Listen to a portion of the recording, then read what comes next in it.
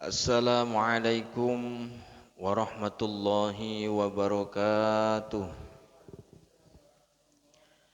Hamidan lillah tabaraka wa ta'ala wa musalliyan wa musalliman ala rasulillahi Muhammad ibn Abdillah sallallahu alaihi wasallam wa ala alihi wa ashabihi wa man tabi'ahum bi ihsanin ila yaumiddin amma ba'du.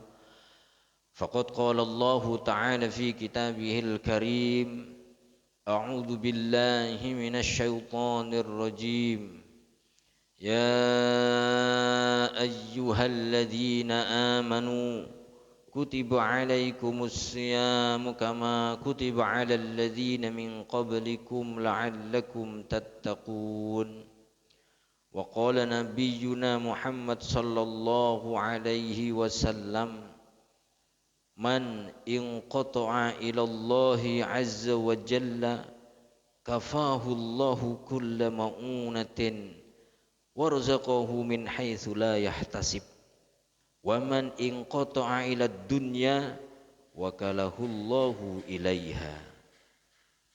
Rasulullah sallallahu alaihi wasallam bersabda, barang siapa yang fokus secara totalitas kepada Allah Subhanahu wa taala, maka pasti Allah Subhanahu wa ta'ala mencukupi segala biaya kebutuhannya. Dan barang siapa yang berfokus kepada dunia, maka Allah pasti menyerahkan orang itu kepada dunia. Kita tahu dunia seperti apa. Dunia adalah tempat yang sangat payah, susah, payah, penuh dengan kecewaan. Nah, seseorang yang fokus kemudian totalitas kepada Allah Subhanahu wa taala, maka Allah jamin kebutuhannya dicukupi oleh Allah Subhanahu wa taala. Namun sebaliknya, orang-orang yang fokusnya terhadap dunia, maka oleh Allah Subhanahu wa taala orang tersebut diserahkan kepada dunia. Jamaah dimuliakan Allah Subhanahu wa taala, bersyukur kepada Allah Subhanahu wa taala dengan ungkapan kalimat syukur alhamdulillahirabbil alamin, dan bersolawat kepada junjungan kita, panutan kita, suri tauladan kita, Kanjeng Nabi Muhammad sallallahu alaihi wasallam. Alhamdulillah pada kesempatan sore hari ini kita bisa bertemu lagi, bertatap muka lagi dalam acara ngaji poso Masjid Al-Ghafur. Mudah-mudahan ini semua ikhlas karena Allah Subhanahu wa taala, sehingga kita pun dibalas dan mendapatkan ridho Allah Subhanahu wa taala. Amin ya rabbal alamin. Kita lanjut pada bab adabul ukhuwah fillah, adab-adab persaudaraan karena Allah, adab-adab persaudaraan di jalan Allah. Namun sebelum kita lanjut pembahasan kitab Al-Mukhtar min Kalamil Akhyar ini, terlebih dahulu mari kita berdoa awal majelis agar bertambah keberkahan kita ngaji pada kesempatan sore kali ini. Bismillahirrahmanirrahim.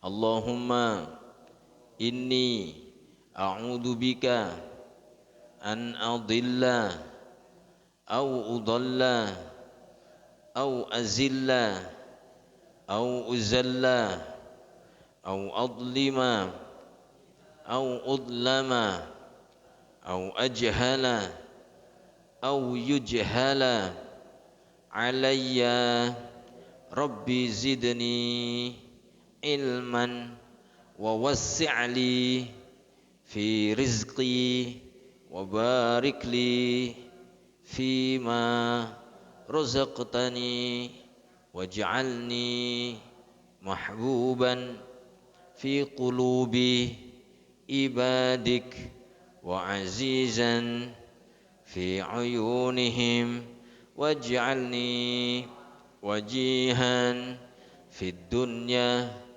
والآخرة ومن المقربين يا كثير النوال يا حسن الفعال يا قائما بلا زوال يا مبدئا بلا مثال فلك الحمد ولك المنة ولك الشرف على كل حال وصلى الله على سيدنا محمد والحمد لله رب العالمين.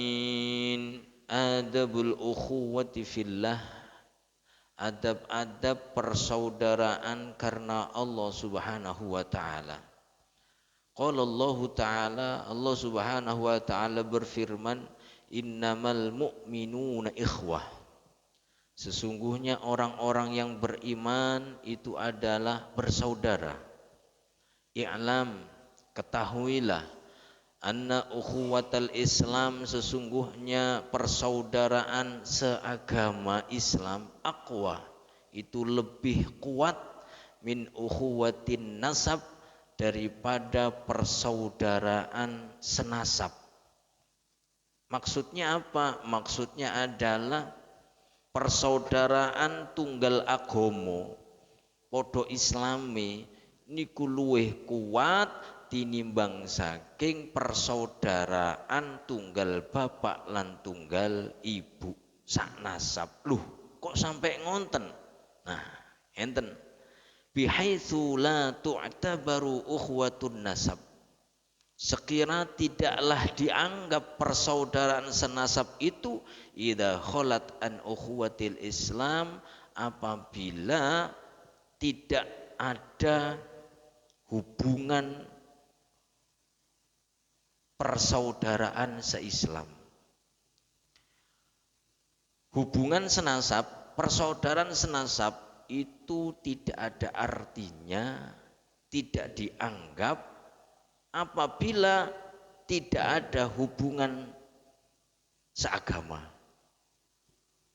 Maksudnya ngenten.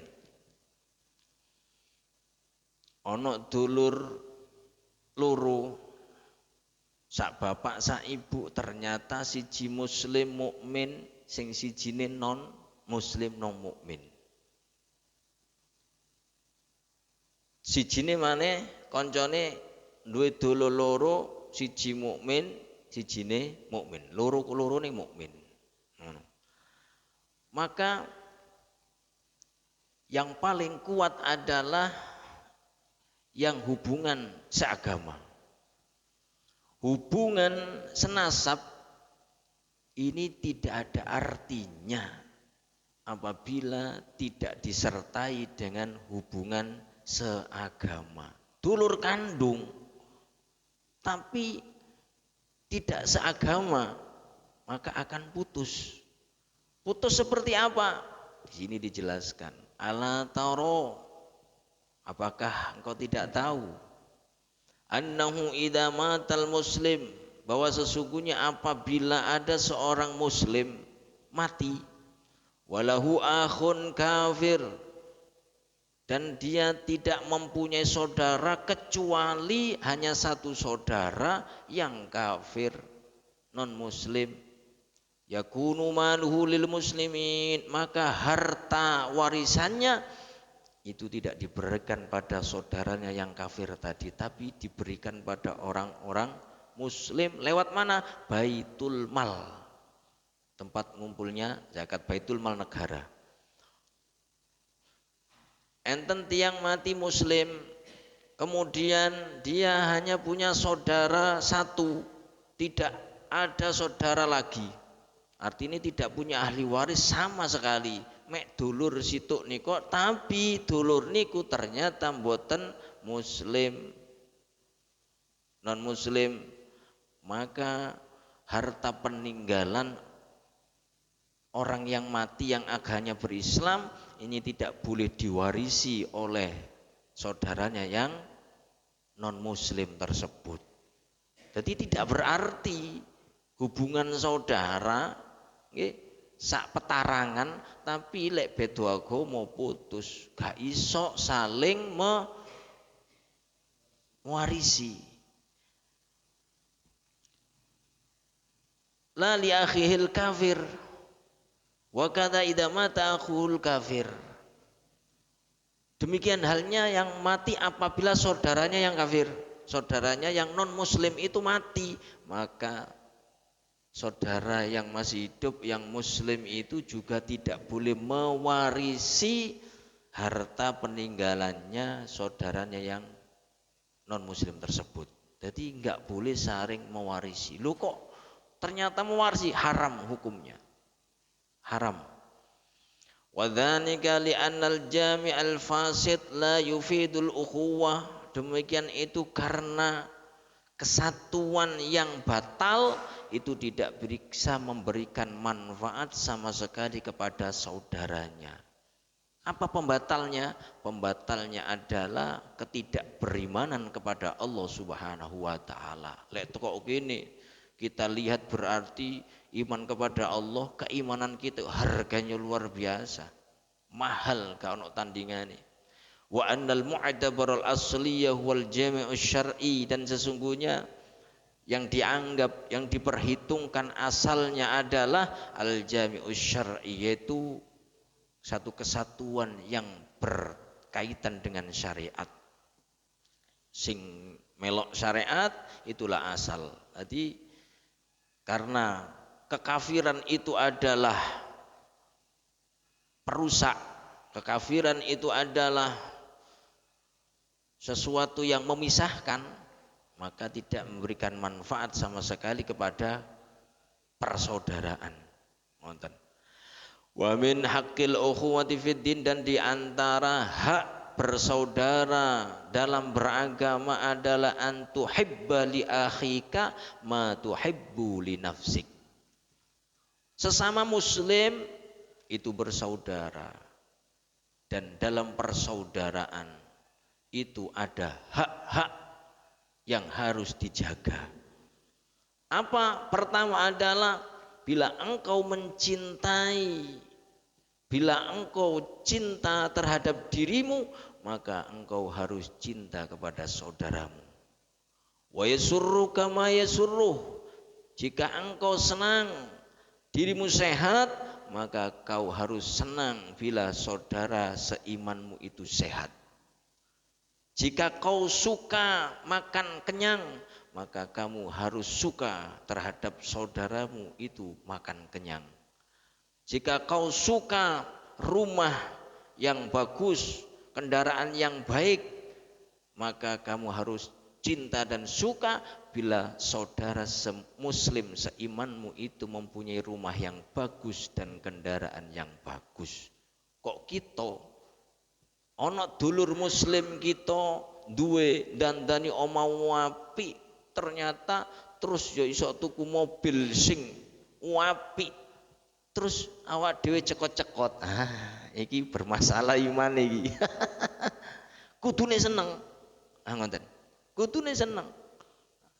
Nek sampai kita lok gak iso turu ngelu, cekot-cekot, berarti keimanan kita bermasalah. Wa alla tuhwijau ilal isti'anati bika, dan jangan sampai ini hak daripada bersaudara seagama yang harus dijaga dan dihormati dan dipelihara, dilestarikan adalah alla tuhwijau ilal isti'anati bika. Ojo sampai dulur kita iku bengok-bengok njaluk tulung kita. Misale kok sampai gak mangan rong dino misalnya, jangan sampai jaluk tulung. Sak durunge jaluk tulung lek kita ngerti langsung beri. Wa inista'ana tu'inhu, dan apabila minta bantuan kepada kita, tu'inhu, maka harus kita bantu. Wa tansuruhu dzaliman au madluman, dan kita harus menolongnya sekalipun zaliman au madluman, saudara kita itu orang yang dolim atau yang terdolimi. Padahal saudara kita itu dolim. Dolim ini kenapa? Menaruh sesuatu tidak pada tempatnya. Nyolongan misalnya. Ini kan dolim. Nyolongan, ngentitan misalnya. Ini kan dolim. Menaruh sesuatu bukan pada tempatnya. Kita wajib nolong. Lek pancene dia itu muslim, mukmin, tapi nulunge bedo. Carane ambek nulunge saudara kita yang terdolimi. Saudara kita semuslim dolim, tukang mendem misalnya, tukang nyopet misalnya. Suatu saat butuh pada kita minta tolong, maka kita wajib menolong. Saudara kita yang terdolimi, yang terdolimi itu berarti lek dolim tadi pelaku maksiat yang terdolimi, dia didolimi. Kecopetan, kemalingan, kecolongan misalnya dan lain sebagainya, maka kita juga wajib menolongnya. Namun cara menolongnya berbeda.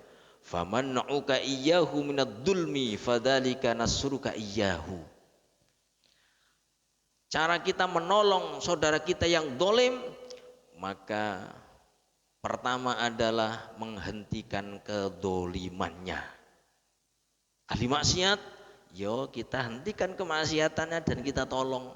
Seperti yang di Facebook viral itu, polisi Purnomo nih, masya Allah luar biasa. Wah, bagus. Berarti tidak hanya ngelok, tapi napa jenenge tidak hanya ngelarang, tapi ngekei solusi. Jadi arek pang-pang, arek jenenge arek gelandangan pinggir-pinggir embong niku, masya Allah dikei jalan keluar sampai dia.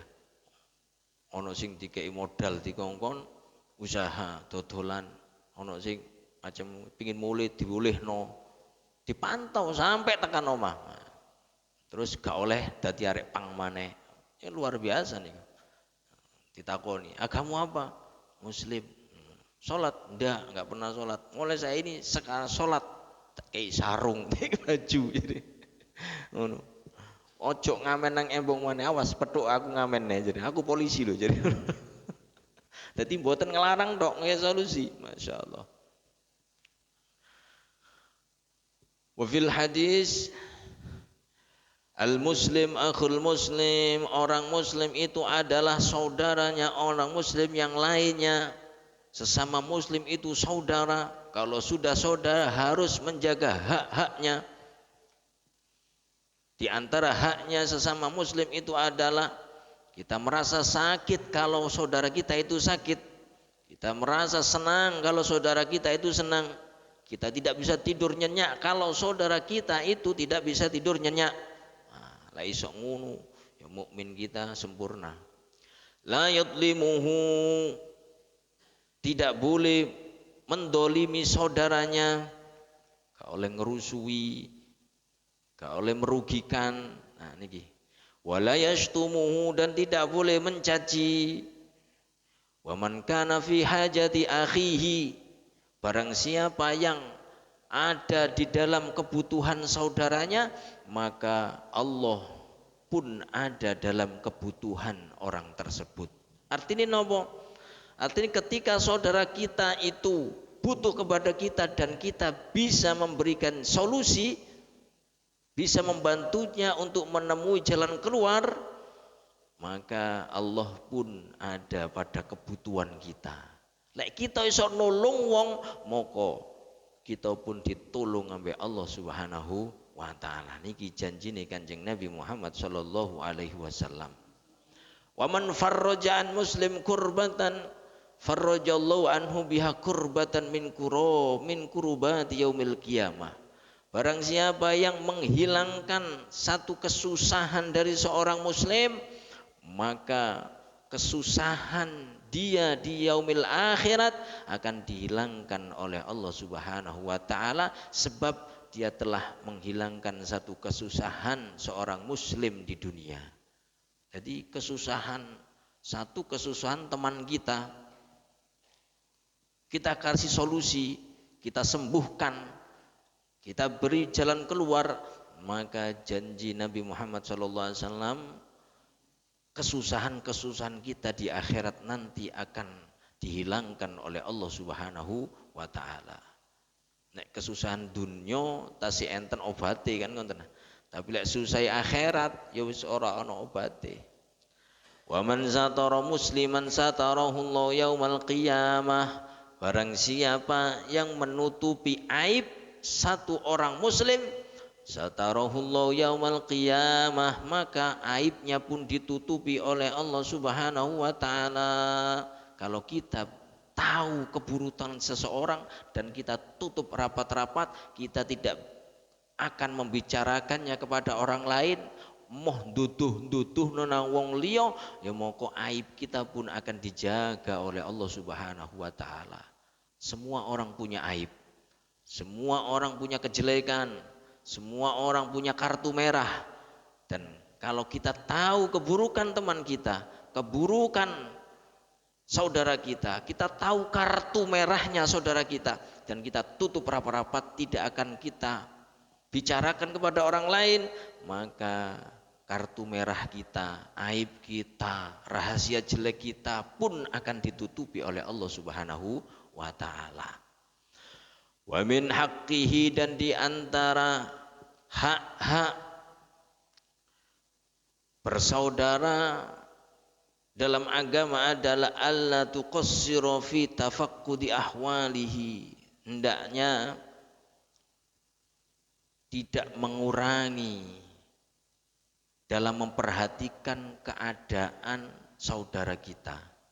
Jadi punya tonggo sesama muslimnya, punya tetanggunya, teman sesama mukminnya, punya komunitas sesama mukminnya, maka jangan pernah dikurangi perhatian kita kepada mereka, karena itu adalah hak yang harus dijaga sesama muslim.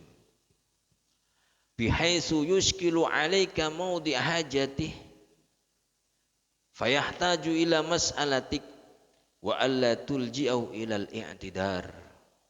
Sekiranya kita tidak tahu kebutuhan saudara kita itu apa, jadi kita berusaha untuk memperhatikan saudara kita, tetapi ternyata saudara-saudara kita merahasiakan kebutuhannya, gak gelem ngetok-ngetok no, padahal butuh tapi gak tahu ngetok-ngetok no,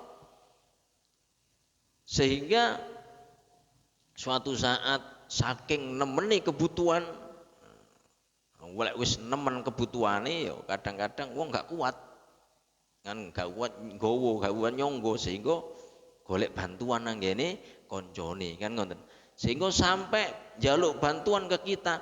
Maka lek wis jaluk bantuan ke kita, butuh marang kita, maka jangan sekali-kali kita mendesak dia untuk membuka aibnya.